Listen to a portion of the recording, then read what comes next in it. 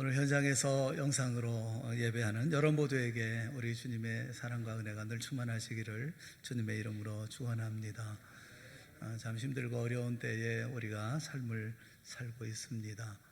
이런 일을 만나본 적도 없고 또 앞으로 만날 일도 없을 것 같은, 하지만 현실은 쉽지 않죠. 지금으로부터 2500년 전에 살았던 하박국이라고 하는 이 선지자의 생애도, 그분이 처해 있던 이 상황도 2000년 후에 오늘 우리의 삶과 크게 다르지 않겠다는 그런 생각이 들어요. 어떤 면에서는 동질감도 느끼고 또 같은 공감도 하게 하는 그런 삶을 하박국 선지자가 살았습니다.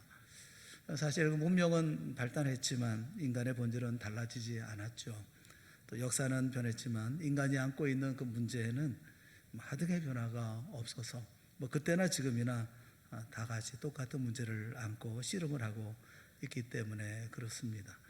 그런 의미에서 하나님이 하박국 선지자의 이런 삶의 경험, 그리고 그 환경을 통해서 얻었던 믿음의 진리, 이것을 기록하게 하시고 또 우리에게 오늘을 사는 지혜, 오늘을 사는 믿음의 삶을 가르쳐 주시는 그런 말씀이라고 생각을 합니다. 하박국이 어떤 상황, 어떤 일들을 만났을까요? 하박국이 처해 있던 상황은 참 암울한, 미래를 볼 수 없는 캄캄한 그런 상황이었죠. 당시 한창 세계의 강국으로 권세를 떨쳤던 아수르는 하루아침에 무너져 버리고 말았습니다. 또 신흥국가 바벨론이 세계 주도권을 잡기 시작했습니다. 이 바벨론과 자웅을 겨뤘던 국가가 이집트인데, 이집트는 갈그미스 전투에서 패해버리고 말았죠. 드디어 바벨론 천하가 되어져 버리고 말았습니다. 바벨론 세력 앞에 주변의 작은 나라들은 하나하나 무너지기 시작했습니다. 그 침략의 말발굽 아래에 많은 나라가 처참하게 희생을 당했죠. 하박국이 살고 있었던 유대도 위기를 느끼지 않을 수가 없었습니다. 벌써 바벨론의 진군 나팔 소리가 예루살렘 성문 밖에 들려오는 것 같은 그런 착각을 일으킬 만큼 그 사태는 대단히 위급한 때였습니다. 당시 하박국과 같은 시대에 살았던 예레미야 선지자를 통해서 하나님은 이미 유대가 바벨론에 망하게 될 거다라고 예언을 하고 계셨죠. 그러니 내일을 알 수 없는 그런 아주 불안한 그런 때에 이 하박국 선지자가 그런 상황에 처해 있었던 겁니다. 그 왜 내부적으로 괜찮은가? 그럼 국내적으로는 괜찮나? 그렇지도 않습니다. 1장, 2장, 3장을 보면 참 기가 막힌 그런 상황인 거예요. 선지자의 눈으로, 하나님의 사람의 눈으로 보면서도 참 답답한 그런 현실이죠. 폭력이 난무하고 부패가 판을 치고 이미 썩을 대로 썩은 그런 사회였습니다. 사회 속에는 바른 말 하는 사람 하나도 없고 하나님의 진리를 가르치는 사람도 없고 잘못했으면 잘못했다고 추궁하거나 책망하는 사람도 없습니다. 온 천지가 다 부정과 폭행으로 가득하고, 그런 과정에 의인들은 억압을 당하고 또 우상 숭배로 인해서 사람의 정신은 아주 썩을 대로 썩어지고 무너질 대로 무너져 있는 그런 때였습니다. 물론 가난한 자는 학대를 당하고 이런 어두운 때였죠. 외적의 침략이 있을 때 국내적으로 좀 준비가 좀 되어져 있다면, 방어할 수 있는 태세가 좀 되어져 있더라면 그러면 좀 괜찮겠는데, 밖에서 들어오는 적보다 오히려 안에서 생긴 적이 더 무서울 정도로 국내는 아주 타락이 되어져 있었고 아무런 힘도 발휘할 수 없는, 다 무너져 있는 그런 시대였습니다. 이런 상황을 앞에 놓고 하박국 선지자는 큰 딜레마에 빠졌죠. 어떤 딜레마냐 하면, 하나님이 계시는가 하는 거예요. 하나님이 살아계시는가? 왜 하나님은 의롭게 살려고 하고 바르게 살려고 하고 이 현실, 이 악한 현실을 보면서 개탄하고 있는 성도들의 기도는 도무지 들어주지 아니하시고 왜 가만히 계시는가 라는 것이죠. 이것이 하박국 선지자가 가지고 있었던 그 아픔이었고 진통이었고, 그리고 이런 딜레마였습니다. 하나님이 살아계시다고 한다면 죄를 범한 사람은 죄를 범한 대로 심판을 받아 마땅하고, 악을 행하는 모든 사람은 사람들의 눈에 하나님의 심판을 받는 어떤 증거가 좀 보여줘야 될 터인데, 오히려 악을 행한 사람들이 날이 가면 날이 갈수록 득세하고 형통하고 바르게 살고 바른 말을 하는 이는 사정없이 짓밟혀서 일어날 수 없을 정도로 이렇게 무참하게 짓밟히는 현실을 볼 때에 하나님 도대체 이게 어떻게 된 일입니까? 이게 어떻게 하시자는 겁니까? 하나님 말씀을 보면 분명히 선이 승리하고 악이 반드시 심판받는다고 했는데 현실은 어떻게 이렇게 거꾸로 되어 있습니까? 이게 어떻게 된 것입니까? 하박국의 심정이 이런 갈등이 있는 거죠. 이렇게 진통하며 갈등을 합니다. 그때 하나님이 하박국 선지자가 대답을 하십니다. 그 대답이 유다는 망한다는 겁니다. 왜냐하면 죄를 너무 많이 지었기 때문에 유다를 징계한다는 겁니다. 그리고 유다를 징계하는 도구로 이 바벨론을 사용하시겠다라는 것입니다. 하박국은 선지자이기 때문에 하나님의 뜻이 무엇인지 분명히 알고 있습니다. 하지만 하나님의 대답을 듣고 나니까 감당할 수 없는 문제가 또 생긴 거예요. 하나님 알겠습니다. 유대가 부패한 거 제가 잘합니다. 또 하나님의 유대를 징계하시겠다는 그 의도도 제가 잘합니다. 그런데 유대를 징계하는 도구로 바벨론을 사용하신다는 것은 그건 말이 되지 않습니다. 왜냐하면 그래도 유대 민족은 하나님이 선택한 백성이요, 아무리 부패하고 썩었다고 하더라도 바벨론보다는 낫지 않습니까? 바벨론 같은 이 짐승 같은 잔인한 이 악한 사람들을, 이런 사람을 들어서 이 유대 하나님의 백성을 징계한다니 도대체 이것이 하나님의 공에 합당한 일입니까? 하박국의 이런 갈등은 더 심해진 거죠. 우리도 그렇지 않습니까? 우리도 보면 이 세상을 바라볼 때 그런 마음이 있죠. 저같이 식견이 좁은 사람이 무엇을 얘기할 수가 있겠습니까마는 잘 풀리지 않는 그런 의문도 있어요. 저희 부모님을 뵙고 또 그런 모습들을 뵈면 그런 마음이 많이 들어요. 하나님, 세상 다 이렇게 하나님께서 지배하시고 지도하시는 거 잘합니다. 우리 대한민국 하나님께서 부패한 정치인들, 잘못된 정치인들, 때를 따라 처리하시는 거 우리에게 다 보여주시고, 이런 여러 가지 정변도 일어나고 어려운 일이 있지만 이렇게 오뚜기처럼 다시 세우게 하여 주신 거 참 감사한데, 공산국가는 왜 망하지 않는 겁니까? 악에는 반드시 하나님이 심판하시는 것이 마땅한 것인데, 북한의 지도층들은 아직도 이렇게 건재합니까? 이 바벨론의 포로는 70년인데 70년 넘어서 75년이라는 시간이 지났는데 하나님은 왜 이때까지 가만히 계시는 겁니까? 거룩한 성도들의 피를 흘리고 진실한 사람들이 다 망하게 하는 이런 나라인데 왜 하나님은 그 나라가 장수하게, 그 정권이 장수하게 내버려 두십니까? 이유가 도대체 뭡니까? 북한에서 피난 내려오신 분들이 오늘도 고향을 그리면서 무릎을 꿇을 때마다 북한에 두고 온 부모와 형제를 생각하며 피눈물 나는 기도를 거의 한 세기 동안 드려왔는데 하나님은 아무 대답도 아니하시고 가만히 계시는 이유는 뭡니까? 알 수가 없죠. 우리 사회 안에도, 이 땅 안에도 국가야 있든 없든 민족이야 살든 말든 이웃이야 밟히든 짓밟히든 말든 정의야 쓰러지든 세워지든 상관하지 않고 자기만 위해서, 자기 가족만을 위해 생각해서 세금 빼돌리고 저 혼자 잘 살겠다고 많은 연약한 사람들의 목을 꺾어버릴 그런 잔혹한 일들이 우리 주변에 얼마나 많이 있습니까? 코로나19로 우리 다 힘들잖아요. 나라가 힘들고 전 세계가 다 힘들잖아요. 고통하는 때 서로를 좀 배려하면서 피차 조심해야 할 터인데 짧은 시간, 1년이라는 시간 이것도 기다리질 못해서 추석 때 개천절 한글날 오히려 여행객이 급증하고 있다고 하니까 이런 사람들을 보면 생각이 있는 건가? 이게 답답하기만 한 거죠. 하박국 시대나 지금 시대나 사람들은 보면 다 자기 중심에 자기 기쁨을 위해서 자기 눈에 좋을 대로 그렇게 악이든 자기 멋대로 살아가는 대로 그렇게 살아가지 않습니까? 믿음이 좋은 사람도 하박국처럼 진통하고 회의가 일어날 때가 있는 거죠. 이런 모습을 보면 참 언제까지, 하나님 언제까지 이렇게 하시는 것입니까? 이래도 되는 겁니까? 성경을 보면 분명히 선이 승리한다고 했고 하나님 오늘도 살아서 역사하신다고 했는데 돌아가는 현실을 보면 그렇지 않지 않습니까? 어떻게 된 겁니까? 신방을 해보면 그 성도들 보면서 참 안타까운 마음이 참 많아요. 좀 살아보려고 애쓰거든요. 발버둥 치거든요. 선하게 살아보려고 하고 믿음으로 살아보려고 하고 정말 진실하게 살아보려고 하고 땀 흘리고 정말 밤잠 안 자고 최선을 다해 살아보거든요. 그런데 살아보면서 모습을 보면 갈수록 힘들어지고 어려워지고 사회에서 경제에서 도태되고, 도태되는 이유가 다른 게 아니에요. 다른 사람들처럼 겉모습 쓸 줄 모르고 또 갖가지 야비한 수단과 방법 동원하지 못하고, 그런 사람들이라 그저 하나님만 바라보고 믿음으로 살고 신실하게 살고 거짓말할 줄 모르고 진실하게 살기 때문인데, 그래서 자꾸 밀려나고 자꾸 못 살게 되고, 하나님은 이상하게 그런 믿음의 사람들을 보시면서 가만히 계시고, 그래서 일은 안 풀리고 남에게 멸시당하고, 그러니까 마음이 흔들리는 거예요. 믿음이 흔들리는 거예요. 성경은 말씀하기를 앞으로 이런 시대는 더 심해질 거다, 이렇게 말씀하니까 더 답답한 거죠. 여러분, 한 가지 분명히 알아야 될 것은 성경적으로 이렇게 말씀을 보면 갈수록 세상은 더 힘들어진다, 이렇게 말씀하고 있어요. 세상은 결코 우리 뜻대로 돌아가지 않을 거다.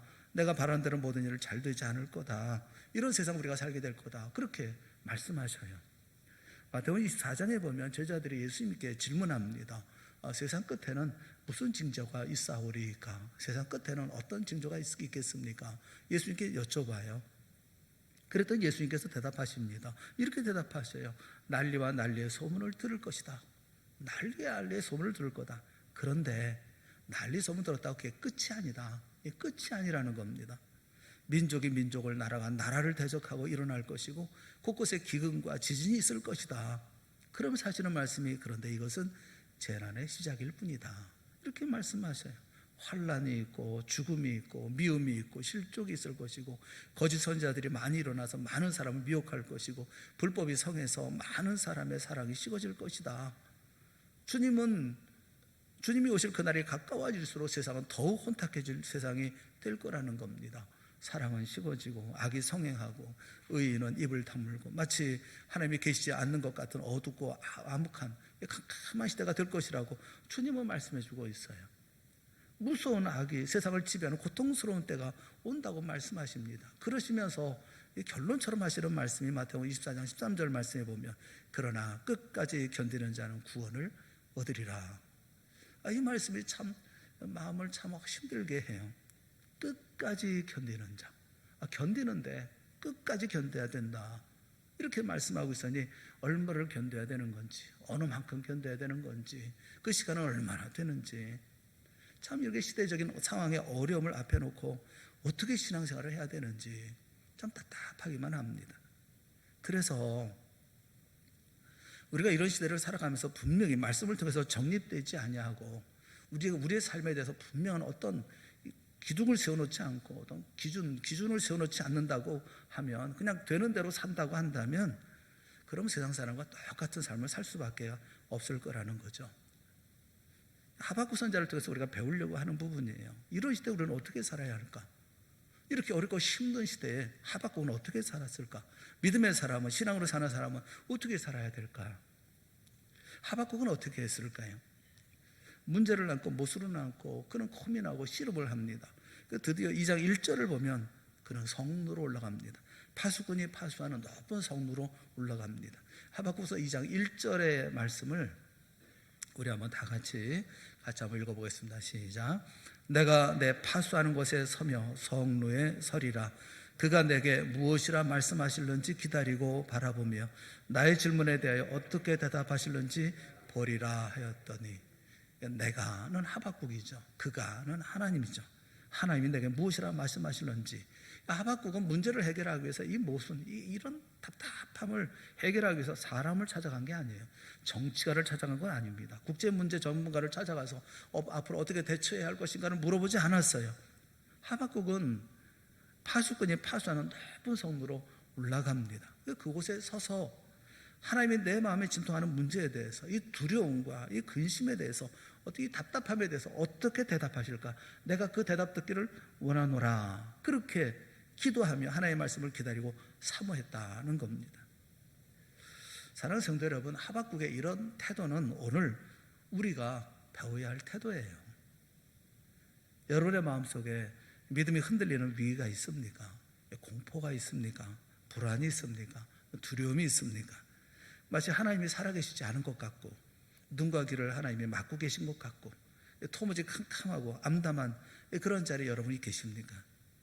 그때 우리는 하박국처럼 하박국을 따라가야 합니다. 하박국이 올라갔던 파수대로 같이 따라 올라가야 합니다. 언제나 연약하고 그래서 힘에 부치는 삶을 살았던 나를 쳐다볼 것도 아니고 모든 문제의 원인처럼 보여지는 너를 보는 것도 아니고 사람을 보고 세상을 보고 그리고 답답한 가슴에 탄식하고 한숨 쉬는 게 아니라 하박국처럼 높이 높이 올라가야 되는 거예요. 오늘 본문의 말씀에 보면 하박국은 엎드려 기도할 틈도 없습니다. 여기 보면 서서 기다린다 그렇게 말씀하고 있어요. 급하니까 엎드리고 할 여지가 없어요. 서서 기다립니다. 눈도 감지 않습니다. 멀리 쳐다보고 어디서 하나님의 응답이 올지 몰라서 두리번거리면서 하나님의 응답을 기다리겠다, 기도하겠다 그렇게 얘기하고 있잖아요. 마치 대답이 오지 않으면, 대답이 오면 살고 대답을 듣지 못하면 살 수 없을 것처럼 간절한 마음으로 이리저리 두리번거리면서 기도하고 사모하며 기다렸다라는 겁니다. 사랑하는 여러분, 여러분도 이와 같은 마음으로 성례에 오르시기를 주님의 이름으로 축원합니다. 오늘 우리는 지금 성례에 올라와 있는 거예요. 의식을 행하기 위해서, 예배라는 어떤 전통적인 예식을 행하기 위해서 이곳에 모인 게 아니에요. 교회는 어떤 의식을 행하는 곳이 아닙니다. 우리는 성례에 올라온 사람들이에요. 너무나 복잡하고 답답한 현실의 문제를 눈앞에 두고 너무나 어수선하고 풀어나갈 길이 보이지 않는 이런 세상을 향해서 두렵고 걱정되는 내일의 어려움을 안고 우리는 성례에 올라왔어요. 하나님 잠잠히 계시지 마시고 이제 들려주시옵소서, 가르쳐 주시옵소서, 알려주시옵소서. 믿음이 흔들립니다. 확신이 흔들립니다. 세상 사람들의 말에 저는 두렵기만 하고 불안하기만 합니다. 주여 말씀하여 주시옵소서, 대답하여 주시옵소서. 우리는 지금 성례에 올라와서 마음의 눈을 열고 그리고 바라보고 기다리고 있는 거예요. 이게 지금 예배하는 거예요. 하나님이 하박국에게 대답을 하십니다. 이런 하박국을 향해서 하나님이 드디어 대답을 하십니다. 그런데 그 대답이 시원치 않아요. 이것도 우리에게 문제예요. 하박국의 이런 하나님 향해서 질문한 질문은 바벨론입니다. 왜? 그래도 하나님의 자녀들이 바벨론 사람보다는 선한데 왜 더 악한 사람을 이용해서 선한 사람을 징계하시고 채찍질하십니까? 이 질문에 대해서 하나님은 그 이유를 설명하지 않으십니다. 그냥 대뜸 하시는 말씀이 이제 바벨론이 자기 임무를 다하면 내가 그날을 심판할 거다 이렇게 말씀하셔요. 내가 심판해, 반드시 내가 심판해 이렇게 말씀하십니다. 우리는 역사를 다 알죠. 바벨론은 망했습니다. 물론 자신의 할 일을 다 해놓고 난 다음에 다 망했어요. 바벨론이 어떻게 망할 것이라고 하나님이 전부 다 말씀하셨죠. 다른 선자를 통해서 말씀하셨는데 그 말씀하신 그대로 다 망했어요. 하나님 말씀하신 대로 심판하셨어요. 그런데 하박국에게는 내가 반드시 바벨론을 심판하신다 이렇게 말씀하시지만 왜 그 악하고 무도한 바벨론을 이용하셨느냐 하는 질문에 대해서는 대답을 하지 않으셔요.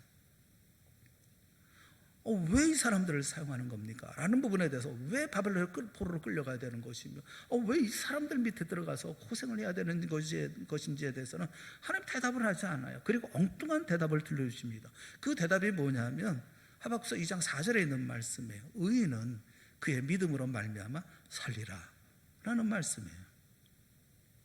하박국은 어리둥절했을 겁니다. 이게 무슨 말씀이야? 하나님 이게 무슨 뜻입니까? 내가 질문한 질문은 악하고 악한 바벨론을 왜 하나님이 사용하셔서 하나님이 사랑하시는 하나님의 백성을 치십니까? 이 질문에 대해서 하나님은 대답을 안 하시고 의인은 믿음으로 사는 거야 이렇게 말씀하시니 이게 무슨 뜻입니까? 우유한 대답처럼 느껴지지 않습니까? 여러분 우리도 그렇잖아요. 삶을 살아가면서 문제가 있을 때 그 문제를 놓고 기도하잖아요. 하나님 이 문제를 어떻게 왜 이 문제를 어떻게 풀어나가라고 또 풀어나가는 길도 열어주시고 그런데 하나님은 우리에게 주시는 대답이 뭡니까? 의인은 믿음으로 사는 거야. 이게 무슨 대답입니까? 방법을 주세요. 해석을 해주세요. 내 마음에 이해가 되게 해주세요. 그런데 하나님의 대답은 믿음으로 사는 거야. 여러분 그런데 여기 진리가 있어요. 여러분 보세요. 하나님의 이 모호한 것 같은 대답 속에 굉장히 중요한 열쇠가 들어있습니다. 우리가 먼저 알아야 될 것이 뭐냐면 하나님은 우리의 모든 문제를 다 해결해 주시는 분이 아니에요. 또 하나님은 우리의 모든 문제를 우리가 생각하고 원하는 대로 처리하지 않으셔요. 그리고 하나님은 이 문제를 해결해 나가실 때 자신이 가지고 있는 계획과 생각을 우리에게 다 설명하지 않으셔요. 하나님은 이 모든 걸 우리에게 세세하게 다 알려주지 않아요. 우리가 경험적으로 아는 거잖아요. 우리 자식을 키우는 부모가 자식이 원하는 대로 문제 해결을 다 해줍니까? 그렇지 않습니다. 자식에게 부모가 가지고 있는 생각을 다 털어놓고 다 얘기합니까? 그렇게 하지 않습니다. 알려줄 것은 알려주고 해결해 줄 것은 자녀에게 유익하도록 지혜롭게 해결해 줍니다. 자녀가 해결할 수 없는 문제는 부모가 주도권을 가지고 차근히 하나씩 해결해 나가는 거예요. 다 설명하지 않아요. 이건 이래서 저건 저래서 이건 이렇게 해야 되고 저건 저래야 해야 되고 다 설명하지 않아요. 마찬가지로 하박국이 아무리 하나님께 부르짖어도 밤잠을 자지 않고 매달려도 알려주실 정도만 알려주시지 모든 문제에 대한 주도권을 주시고 하나님은 하나님 스스로가 해결해 나가시는 거예요. 우리가 해결할 수 없는 문제는 우리가 손을 댈 수 없는 부분이고 우리의 지각이 따라갈 수 없는 부분이고 이해할 수 없는 부분인 거예요. 하나님이 아시고 하나님이 해결해 나가시는 거예요. 우리는 답답하지만 그래서 하나님 우리에게 주시는 해결할 길을 주시는데 그 해결할 길이 뭡니까? 의인은 그의 믿음으로 말미암아 사는 거야. 이렇게 말씀하시는 거예요. 하나님의 자녀가 이 혼란에서 살 수 있는 길은 믿음 하나밖에 없어. 나만 믿어야 돼. 이렇게 말씀하시는 거예요. 한 그 상담사가 마음에 막 불안하고 힘들고 어려워서 이렇게 상담사를 찾아가서 얘기를 했을 때 그런 처방을 알려주더래요. 집에 가서 색인 카드를 하나 만드십시오. 색인 카드를 만드는데 색인 카드는 자신이 성인이라는 증거를 다 써놓으십시오. 그러니까 뭐 내가 성인이라는 나이, 뭐 교육의 뭐 정도 또는 뭐 학위, 뭐 직업, 뭐 운전면허증, 그러니까 색인 카드마다 이제 하나씩 이제 뭐 나이도 써놓고 거기다가 뭐 내가 뭐 대학을 나왔니 뭐 이런 거, 내 직업은 뭐지, 뭐 그 다음에 운전할 수 있는 운전면허증이 있다는 거, 또는 뭐 내가 누구 부모라는 거, 어른이라는 증거, 성인이라고 할 수 있는 모든 것들을 다 이렇게 기록하라는 거죠. 뒷면에다가는 나를 도와줄 수 있는 사람들, 도와줄 수 있는 모든 기관들, 뭐 이런 것들을 이렇게 기록을 하라는 겁니다. 그래가지고 마음이 불안해지고 그럴 때는 이 카드를 뽑으라는 거예요. 그 가운데 카드를 하나 뽑으라는 거예요. 그러면 거기 자신이 어른이라는 것을 이렇게 입증하는 그런 것들이 써 있잖아요. 뒤에는 또 도와줄 사람들, 도와줄 기관들 이렇게 써 있잖아요. 이런 걸 보면 당신 불안이 해결될 거다. 무슨 얘기냐면 문제 앞에 아이로 서지 말고 성인으로 서라는 거예요. 나는 어른이야. 이렇게.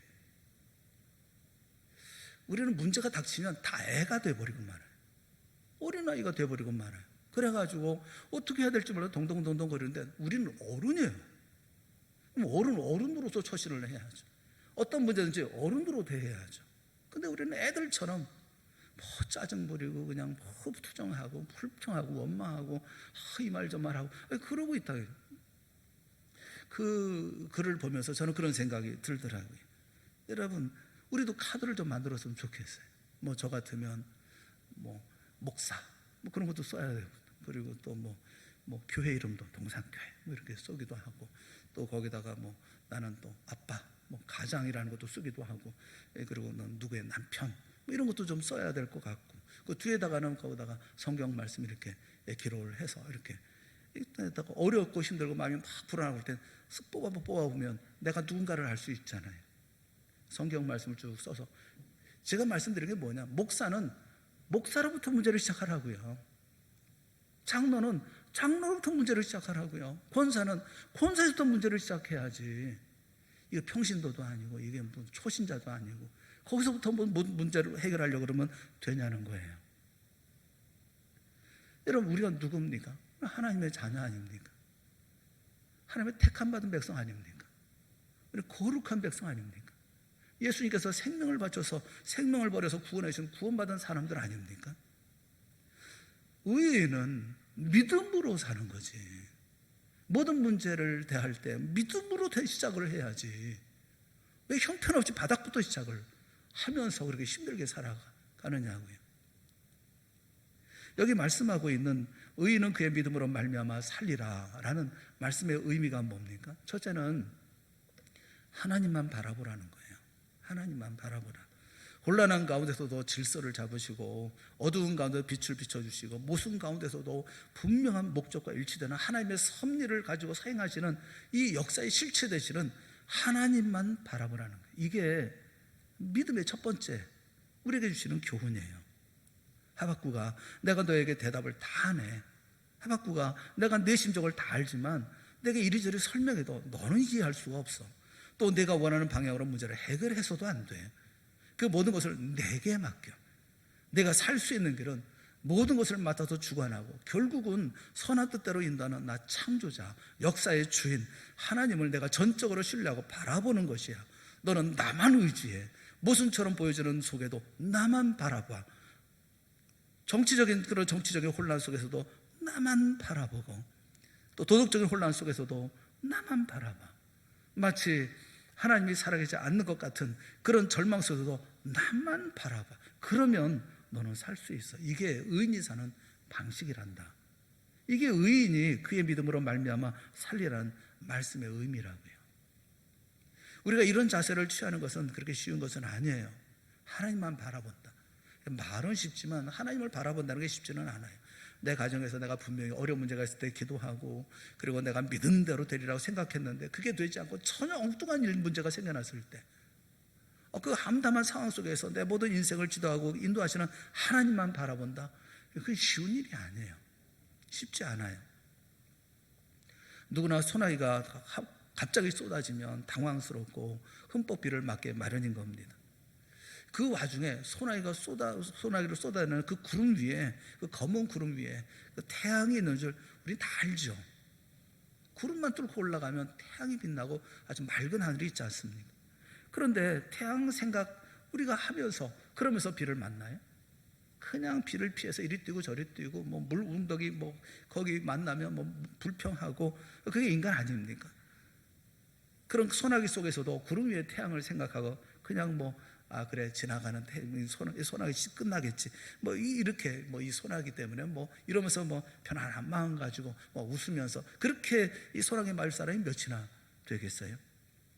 오늘날 우리가 부딪히는 삶의 문제들 속에 문제들이나 온 나라가 망연자실 뒤수습하기 급급한 이런 걱정스러운 이런 사회적인 상황 코로나19 이런 상황이나 마치 쏟아지는 소나기를 맞고 물구덩이를 피해가지고 이리 뛰고 저리 뛰고 하는 이런 상황 가운데에도 그 위에 이 모든 역사를 지배하시고 우리가 원하는 뜻, 자기가 원하는 뜻대로 세상을 움직이고 계시는 하나님이 계신다고 하는 것을 바라보는 그와 같은 믿음을 가지는 사람이 과연 얼마나 될까? 그런데 여러분, 그럼에도 불구하고 하나님을 바라보는 자가 사는 거예요. 하나님을 바라보지 못하는 자는 현실의 희생자가 되어져 버리고 마는 겁니다. 그러니 더 이상 이리 뛰고 저리 뛰고 하지 말고 원망하고 불평하고 한숨 쉬고 탄식하지 말고 됐니 안 됐니 짜증에 투정 부리지 말고 이제 가만히 서서 쏟아지는 소나기를 피해서 거기가 천만 빛이 될 수도 있겠지만 아니면 소나기를 고스란히 어쩔 수 없이 맞아야 되는 그런 상황이라 할지라도 좀 가만히 좀 서서 주님을 좀 바라보자는 거예요. 그게 믿음 아닙니까? 홍해 앞에도 있었던 이스라엘 백성들의 심정을 아십니까? 뒤에는 애국 군대가 쳐들어오고 앞에는 홍해가 막고 있을 때 그 가운데서 어떻게 해야 될지 알지 못하는 방법이 없는 도망갈 길도 없는 이렇게 그래서 통곡하며 발을 동동거리고 있는 백성들에게 모세가 뭐라고 얘기합니까? 모세가 했던 얘기가 있잖아요. 출애굽기 14장 13절 14절에 있는 말씀을 우리 한번 다 같이 한번 읽어봅시다. 시작. 모세가 백성에게 이르되 너희는 두려워하지 말고 가만히 서서 여호와께서 오늘 너희를 위하여 행하시는 구원을 보라. 너희가 오늘 본 애굽 사람을 영원히 다시 보지 아니하리라. 여호와께서 너희를 위하여 싸우시리니 너희는 가만히 있을지니라. 이 말씀에 보면 가만히라는 말이 두 번이나 나와요. 가만히 서서 가만히 있을지니라 이렇게 말씀을 합니다. 여러분 가만히 있겠어요? 가만히 있을 수 있겠어요? 세상에서 가장 힘든 일이 가만히 있는 일일 거예요. 조용히 가만히 있는 일일 거예요. 여기 보면 그런 얘기 하잖아요. 여호와께서 오늘 너희를 위하여 행하시는 구원을 보라. 어떻게 가만히 서서 그걸 볼 수가 있습니까? 너희가 오늘 본 애굽 사람을 영원히 다시 보지 아니하리라. 아니하리라. 아니할 거야. 미래예요. 지금 된 게 아니잖아요. 되는 게 아니잖아요. 그걸 믿고 너희를 위해 싸울 거니까 너희는 가만히 있어라. 이게 제일 힘든 일이잖아요. 주님이 우리에게 뭐라고 말씀하십니까? 주님도 말씀하시잖아요. 시편 46편 10절 말씀에 보면 이르시기를 너희는 가만히 있어 내가 하나님 됨을 알지어다 말씀하고 있잖아요. 사랑하는 하나님의 아들이요 하나님의 딸들이요, 우리가 어떤 사람이 되어줘야 합니까? 사도 바울은 이 하박국서에 있는 이 말씀을 이렇게 해석을 해요. 이 말씀을 인용할 때 로마서 1장 17절 말씀에 이렇게 인용을 합니다. 오직 의인은 믿음으로 말미암아 살리라, 이렇게 말씀을 해요. 의인은 그의 믿음으로 말미암아 살리라. 이 말씀이 조금 내용이 이렇게 좀 이렇게 평이한 것처럼 보여지는, 의인은 그의 믿음으로 말미암아 살리라. 그런데 이 말씀을 읽었던 사도 바울이 그 말씀을 해석하면서 자기가 로마서를 기록하면서 이렇게 씁니다. 오직 의인은 믿음으로 말미암아 살리라. 믿음으로 사는데, 의인은 믿음으로 사는데 오직 믿음으로. 다윗은 그렇게 해석을, 바울은 그렇게 해석을 하는 거예요. 의인은 믿음으로 사는 거야. 무엇으로? 상황과 환경이 아니라 오직 한 가지, 믿음으로 사는 거야. 누구를 믿음으로? 하나님을 믿는 믿음으로 사는 거야. 이렇게 얘기를 하는 거예요. 하박국도 하나님을 바라볼 때 그 모든 문제 해결의 열쇠가 저기에 있구나 하는 것을 알았을 때 하박국서 3장 18절에 보면 나는 여호와로 말미암아 즐거워하며 나의 구원의 하나님으로 말미암아 기뻐하리로다 라고 고백하죠. 다윗도 어려움과 고통 속에서, 그 모순 속에서, 문제 속에서 하나님만 바라보는 믿음을 끝까지 견제합니다. 그리고 시편 27편에 그런 고백을 해요. 시편 27편 1절 말씀에 보면 여호와는 나의 빛이요 나의 구원이시니 내가 누구를 두려워하리요. 여호와는 내 생명의 능력이시니 내가 누구를 무서워하리요. 3절 말씀에 보면 군대가 나를 대적하여 진칠지라도 내 마음이 두렵지 아니하며 전쟁이 일어나 나를 치료할지라도 내가 여전히 태연하리로다. 시편 27편 14절 마지막에 보면 이렇게 얘기합니다. 너는 여호와를 기다릴지어다. 강하고 담대하며 여호와를 기다릴지어다. 사랑하는 여러분, 여호와를 기다리시기를 바랍니다. 강하고 담대하며 여호와를 기다리는 우리 모두가 될 수 있기를 주님의 이름으로 축원합니다. 다윗이 이렇게 강하게 이렇게 고백할 수 있었던 이유는 자신의 모든 문제가 자신의 뜻대로 잘 해결되어서 나온 이야기가 아닙니다. 자기에게 있었던 모든 모습들이 다 풀렸기 때문에 나온 찬송이 아니에요. 암흑 같은 어둠 속에서 오직 하나님만 바라보는 믿음이 있었기 때문에 하나님 안에 모든 것이 뜻이 있고 방향이 있고 목표가 있다는 것을 알고 하나님을 바라보았기 때문에 하나님을 이렇게 찬송할 수 있고 고백할 수 있었던 겁니다. 이것이 의인은 믿음으로 산다라는 말이에요. 여러분에게도 이런 믿음이 있습니까? 믿음의 눈이 있습니까? 어둠 속에서도 하나님을 바라보는 눈이 있습니까? 혼란 가운데서도 하나님을 바라보는 눈이 있습니까? 인생은 가고 오지만 지존하시는, 그런 변하지 않으시는 영원한 하나님을 바라보는 눈을 갖는 우리 모두가 될 수 있기를 바라요. 이게 의인은 믿음으로 살아가는 방법인 거예요. 하나님만 바라보십시오. 또 한 가지는 의인은 그의 믿음으로 말미암아 살리라는 말은 미래를 바라보라, 그런 말이에요. 하박국은 하나님은 하박국의 미래를 보여주셨습니다.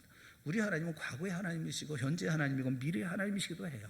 하지만 하나님은 과거에만 머물러 계시는 분이 아닙니다. 또 현재에만 머물러 계시는 분이 아니에요. 하나님은 언제나 내일을 향해서 하나님의 뜻을 펼쳐 나아가시는 하나님이신 거예요.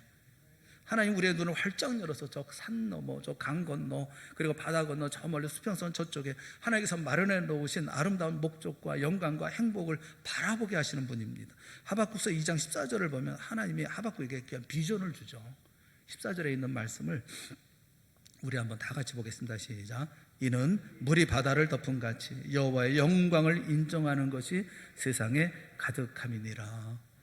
여호와의 영광을 인정하는 것이, 다시 말하면 하나님을 믿고 하나님을 찬양하는 백성들이 온 천지에 바닷물이 덮듯이 온 천지에 가득하게 된 때가 올 거다 하는 겁니다.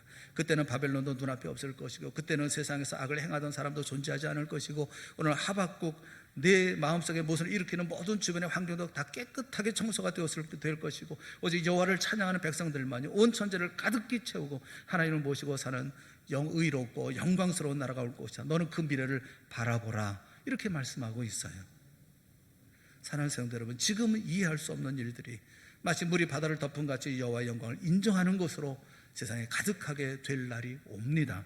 지금은 세상에 모순처럼 보이는 일들이 마치 물이 온 바다를 덮은 같이 여호와의 영광을 인정하는 것으로 가득 변하게 되어질 것입니다.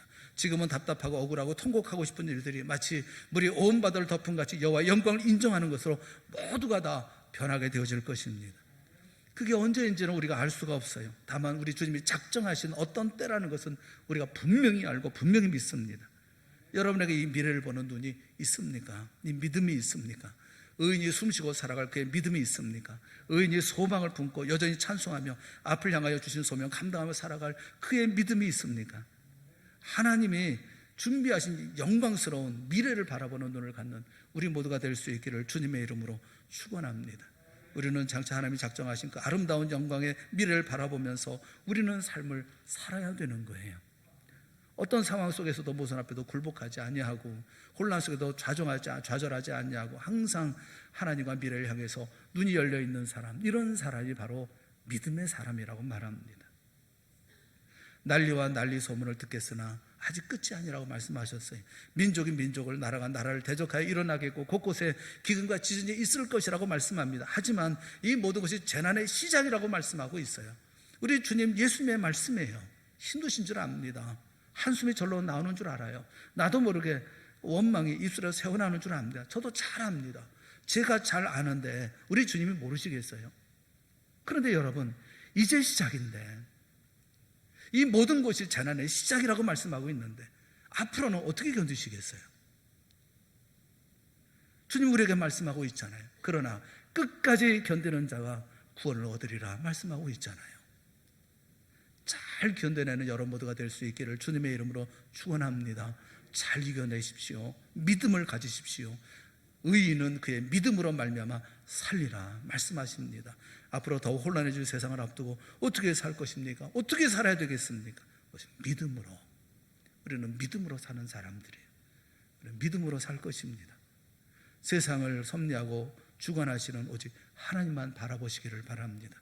그리고 믿음으로 주님이 예비하신 영광된 그 미래를 바라보는 여러분 모두가 될 수 있기를 바랍니다. 거기에 우리의 눈이 고정되어져 있다면 우리 오늘의 현실에 굴복하지 않을 것입니다. 절망하지 않을 것입니다. 끝까지 우리를 하박국처럼 찬송하며 살아갈 것입니다. 하박국서 3장 17절과 18절에 있는 말씀을 우리 한번 같이 보겠습니다. 다 같이 보겠습니다. 시작. 비록 무화과 나무가 무성하지 못하며 포도나무에 열매가 없으며 감람나무에 소출이 없으며 밭에 먹을 것이 없으며 우리의 양이 없으며 외양간에 소가 없을지라도 나는 여호와로 말미암아 즐거워하며 나의 구원의 하나님으로 말미암아 기뻐하리로다. 하박국처럼 믿음으로 살아가는 우리 모두가 다 되어질 수 있기를 주님의 이름으로 축원합니다. 우리 함께 기도하겠습니다. 사랑의 하나님 아버지, 힘들고 어려운 삶을 살아가는 우리들에게 더욱 굳은 믿음을 허락하여 주시옵소서. 하나님 향해서 눈이 열려지기를 원합니다. 가슴이 열려지기를 원합니다. 귀를 열어 주의 음성을 들을 수 있기를 원합니다. 그리고 우리를 위해서 예비하신 저 영광된 미래를 바라보는 저희가 되어줄 수 있기를 원합니다. 넉놓지 않게 하시고 한숨 쉬지 않게 하여 주시옵시고 주저앉지 않게 하여 주시옵시고 다시 일어나 가슴을 피고 내게 주어진 소명을 잘 감당해 나가는 믿음의 사람들이 다 되어질 수 있도록 은혜 베풀어 주시옵소서. 의인은 믿음으로 말미암아 사는 줄을 압니다. 큰 믿음으로 세상을 이기고 그리고 우리에게 주어져 있는 인생의 모든 짐들을 지고 나아가는 저희 모두가 되게 하여 주시옵소서. 예수님의 이름으로 간절히 기도드리옵나이다. 아멘. 우리